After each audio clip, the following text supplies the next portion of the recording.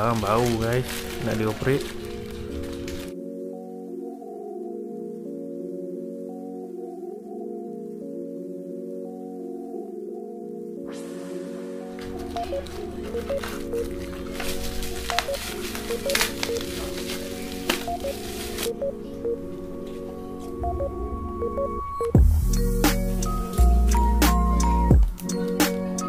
Boleh.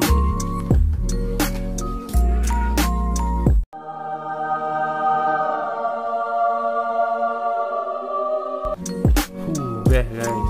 Oi, kotak dia tengok. Ada gimbal dia. Cantik je. Benda ni.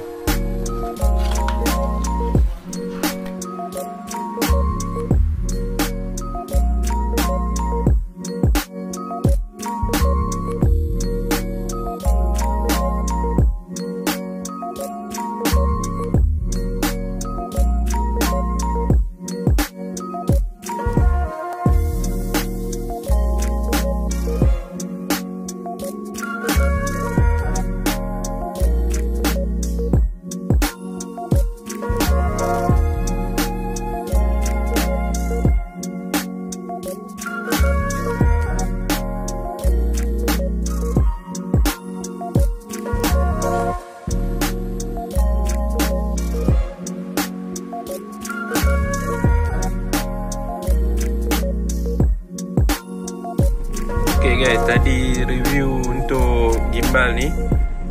Tengok sekarang kan, dia punya besar tapak tangan je pun. Nampak? So untuk next aku nak try nanti footage dah tu. A few moments later. From the bottom of my heart to the ones that still remain, and only words, Skinhead is my name. From the shadow of my soul I will spread fear and pain, and only words, Skinhead is my name.